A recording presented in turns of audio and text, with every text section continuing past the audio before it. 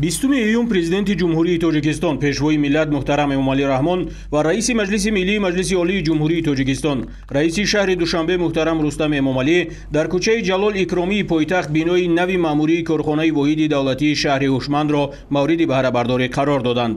Корхонаи воҳиди давлатии шаҳри ҳушманд Smart City мақомоти иҷроияи ҳокимияти давлатии шаҳри Душанбе дар асоси нишондоди паёми солонаи президенти ҷумҳурии Тоҷикистон муҳтарам Эмомалӣ Раҳмон ба маҷлиси олӣ оид ба эълони солҳои 2025-2030 солҳои рушди иқтисоди рақамӣ ва инноватсия ва ташаббусҳои созандаи раиси шаҳри Душанбе муҳтарам Рустам Эмомалӣ ба хотири вусъати рақамикунонии хизматрасониҳои давлатӣ ва истифодаи васеи ҳисоббаробаркуниҳои ғайринақдӣ мавриди истифода қарор дода шуд. Ин тадбир шаҳодати тақвияти равандҳои инноватсионӣ ва истифодаи муассири имкониятҳои технологияҳои рақамӣ дар иқтисодиёт мебошад. Корхонаи воҳиди давлатии шаҳри ҳушманд бо қарори раиси шаҳри Душанбе аз 7 майи соли 2019 бо мақсади баланд бардоштани самаранокии хизматрасонӣ бобати қонеъ гардонидани талаботи шаҳрвандон дар самти хизматрасонӣ, таъмини амнияти шаҳрвандон ва ҳифзи тартиботи ҷамъиятӣ, рушди иқтисодиву иҷтимоии маҳаллӣ бо истифода аз технологияҳои иттилоотиву коммуникатсионӣ таъсис дода шудааст.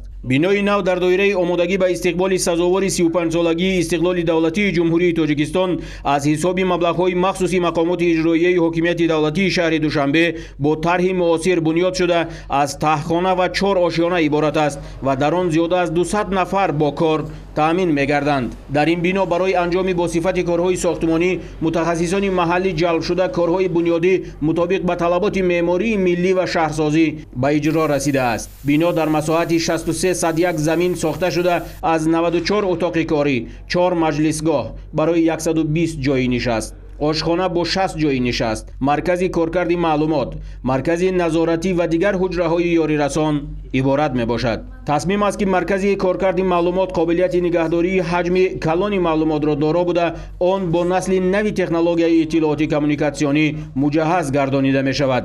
барои нигаҳдории маълумот дар он зиёда аз 120 пойгоҳи ҳифзи иттилоот васлу насб карда мешавад. маркази назоратӣ бошад дар масоҳати 200 метри мураббаъ сохта шудааст ки дар он 35 нафар оператор, кормандони раёсати корҳои дохилӣ дар шаҳри Душанбе, раёсати бозрасии давлатии автомобилии шаҳри Душанбе ва ситоди ҳолатҳои фавқулода ва мудофиаи гражданӣ дар шаҳри Душанбе шабонарӯзӣ фаъолият карда амнияти шаҳрвандон ва назорати фаъолияти инфрасохтори пойтахти кишварро таъмин менамоянд. китобхонаи барҳавову муҷаҳҳаз ва толори машқварзӣ барои кормандон аз имкониятҳои дигари иншооти нав ба ҳисоб меравад. яке аз лоиҳаҳои шаҳри ҳушманд ин ҷамъоварии партовҳои сахти маишӣ дар шаҳри Душанбе аст ки дар ин самт ҳам мо дар якҷоягӣ бо бонки ҷаҳонӣ ҳамкориро идома дода истодаем. мо инчунин дар лоиҳаи едониш яъне ки рақамикунонии соҳаи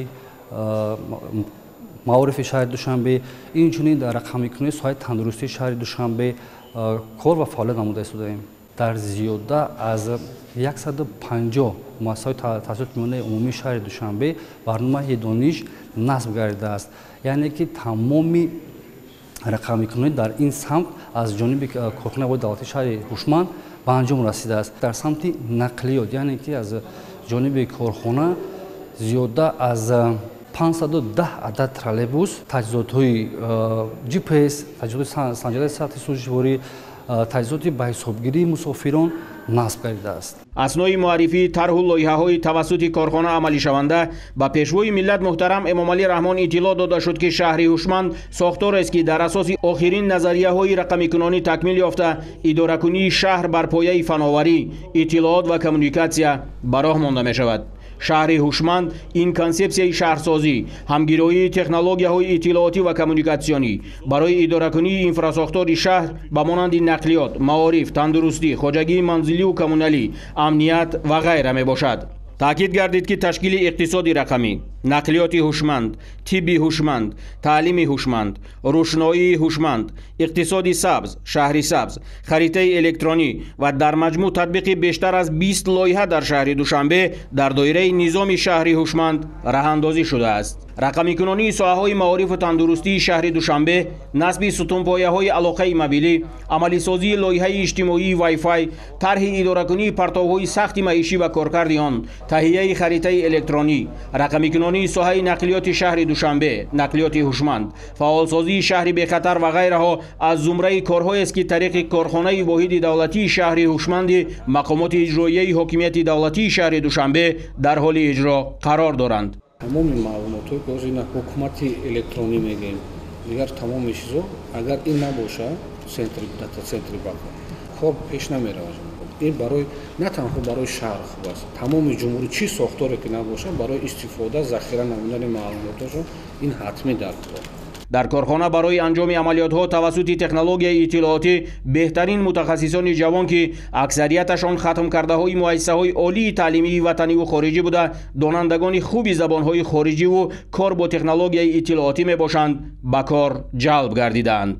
дар ҷаҳони муосири бо сурат тараққиёбанда фаъолият ва рушди тамоми соҳаҳои иҷтимоию иқтисодӣ ба истифодаи технологияҳои муосири иттилоотӣ тасаввур кардан имконпазир аст. мақсади таъсисёбии шаҳри ҳушманд баланд бардоштани самаранокии хизматрасонӣ бо истифодаи иттилоотии шаҳрӣ баҳри қонеъ гардонидани талаботи шаҳрвандон дар самти хизматрасониҳои электронӣ тавассути технологияҳои иттилоотию коммуникатсионӣ, таъмини амнияти шаҳрвандон ва ҳифзи тартиботи ҷамъиятӣ дар ҳудуди шаҳри Душанбе равона гардидааст.